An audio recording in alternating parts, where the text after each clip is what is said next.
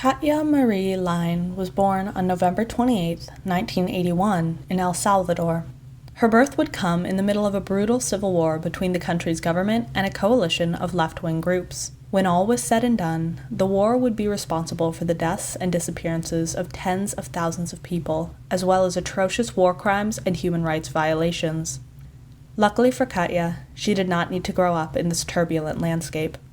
She was adopted as an infant by American parents and spent her childhood in Federal Way, Washington.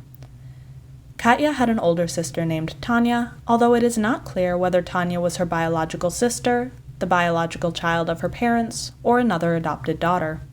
At the time of Katya's disappearance, Tanya was attending Seattle Pacific University. Katya's childhood was not without conflict.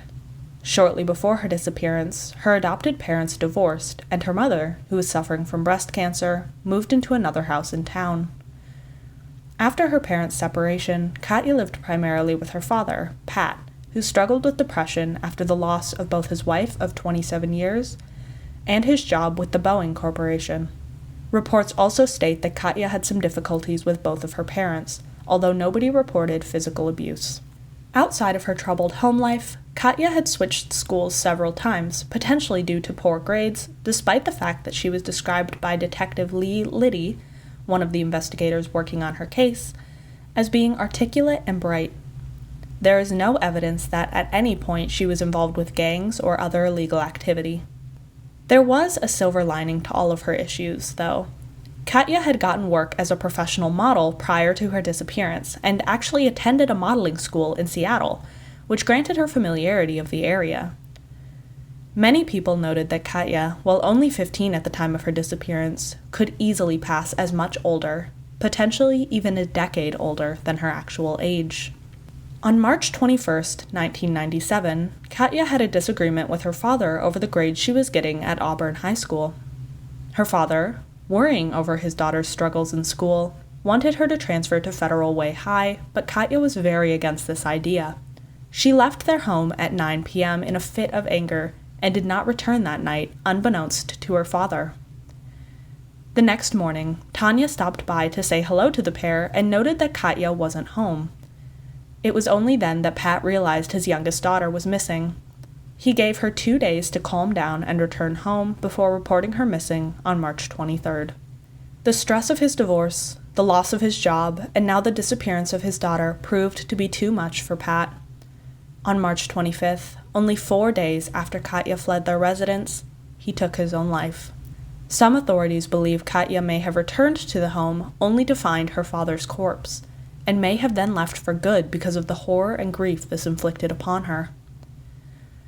Aside from 3 unconfirmed sightings of Katya in Puyallup, Seattle, and Midway, no sign of the missing teenager was ever found, and her case almost immediately went cold.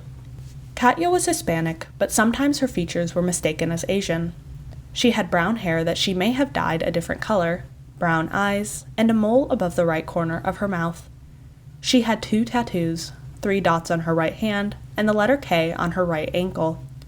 Her right nostril is pierced. Katya stood at 5 feet 3 inches and weighed around 125 pounds.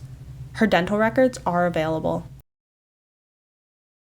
Caleta Sade White grew up in Auburn, Washington with her mother, Rhonda, and her siblings.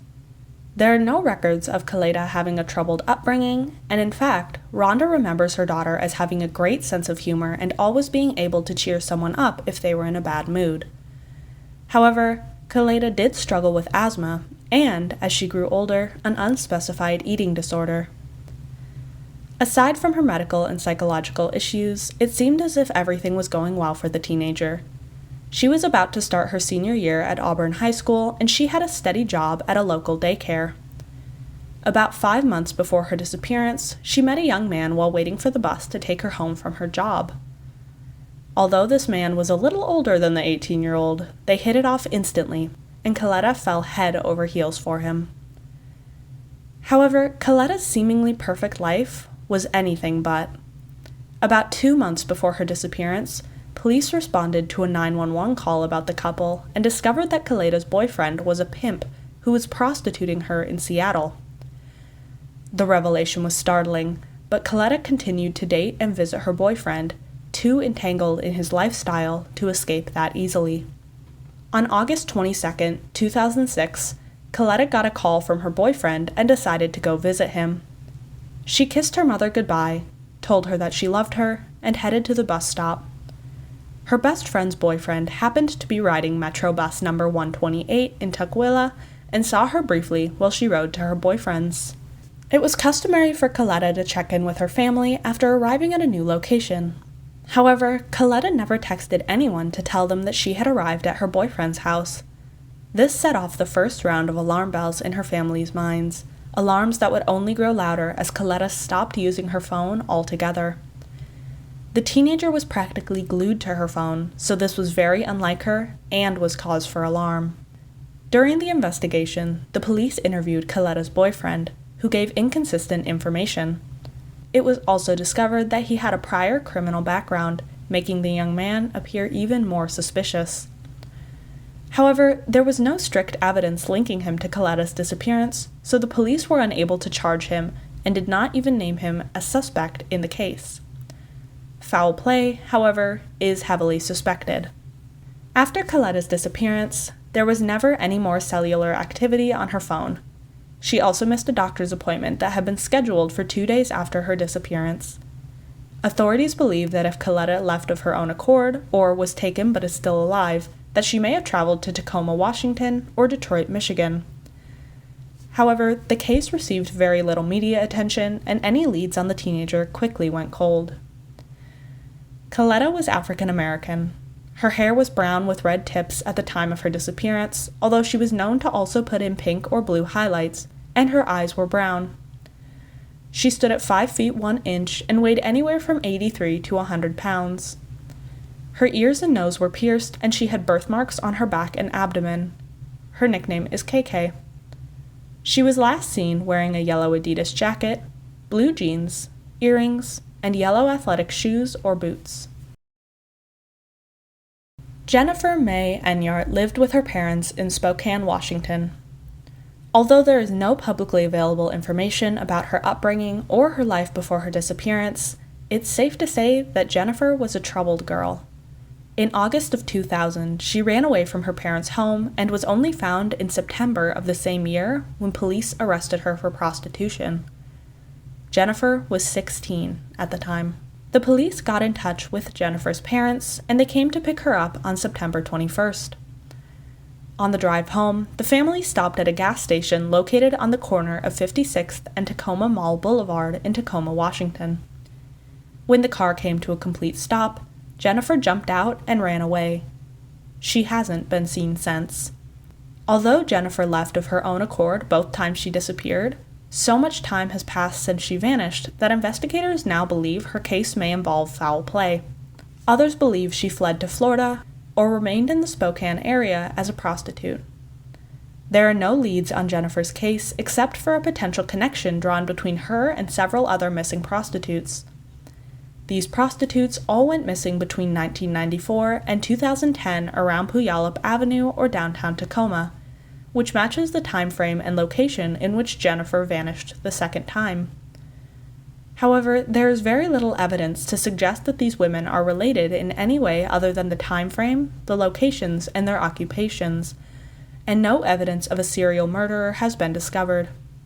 For most of this time, the Green River Killer, a Washington serial killer who targeted young prostitutes and runaways, was behind bars, so he is not believed to be responsible for these women's disappearances.